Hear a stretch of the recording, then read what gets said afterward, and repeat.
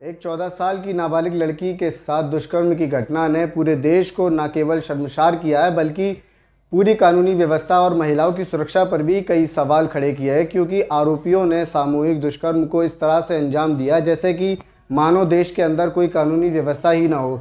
क्योंकि उन आरोपियों ने इतने बेखौफ होकर कानून के मुंह पर थूकते हुए इस घटना को अंजाम दिया। आरोपियों ने उस बच्ची को उसके घर के अंदर से अगवा किया और घर के बाहर से ले जाकर तीनों ने बारी बारी से उसके साथ बेरहम तरीके से एक के बाद एक दुष्कर्म की घटना को अंजाम दिया। जब परिजनों को पता पड़ता है तो वे तुरंत ही एक्टिव हो जाते हैं। इस घटना का जानकारी आप तक पहुंचाना बहुत ज़रूरी है, क्योंकि लड़कियां आपके और हमारे घर में भी, और उनकी सुरक्षा की जिम्मेदारी आप किसी और के भरोसे आज के वक्त में नहीं छोड़ सकते, क्योंकि आज के वक्त में लड़कियां घर के अंदर भी आज सुरक्षित नहीं बची हैं। तो पूरी घटना की जानकारी के लिए वीडियो में बने रहिए और वीडियो को लास्ट तक ज़रूर देखें। ये घटना बिहार के जिला जमुई टाउन के कोतवाली थाना क्षेत्र की है, जहां पर एक 14 साल की नाबालिग लड़की के साथ इतनी बेखौफ तरीके से रेप की घटना को अंजाम दिया गया जैसे कि मानो उस पूरे ज़िले में किसी भी तरह की कोई कानूनी व्यवस्था ही ना हो, क्योंकि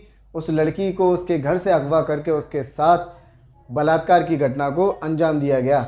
25 अप्रैल की रात जब उसके परिवार के सभी लोग शादी समारोह में गए हुए थे, इस बात से अनजान कि उस रात उनकी बच्ची के साथ क्या होने वाला है।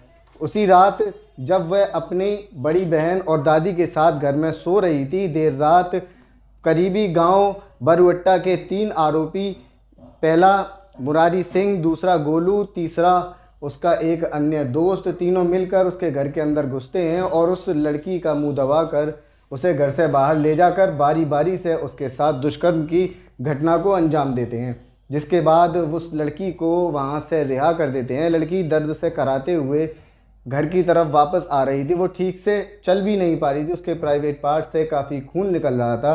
घर के लोग उसकी इस हालत को देखकर बहुत ही घबरा जाते हैं और तुरंत ही 112 नंबर पर कॉल करके पुलिस को वहाँ बुला लेते हैं। उनकी शिकायत के अनुसार पुलिस ने मामला दर्ज करके छानबीन करना शुरू कर दी है। तीनों आरोपी अपने घर से फरार हैं, लेकिन फ़िलहाल तीनों की तलाश जारी है। पुलिस ने लड़की का मेडिकल करवाया, जिसमें तीनों के बलात्कार के सबूत भी पाए गए हैं, जिसके बाद लड़की का उपचार करने के लिए जिला अस्पताल में भेज दिया गया है और फिलहाल तीनों के खिलाफ पॉस्को एक्ट के तहत मामला दर्ज कर लिया गया है और तीनों की तलाश जारी है। ऐसे आरोपियों को पकड़कर किस तरह की सज़ा देनी चाहिए, किस तरह का कानून होना चाहिए, जिसके बाद से इस लड़की के बाद किसी और की इस तरह की हरकत, इस तरह की गुनाह और अपराध को करने की हिम्मत भी ना पड़े। हमें अपनी राय कमेंट बॉक्स में ज़रूर दें।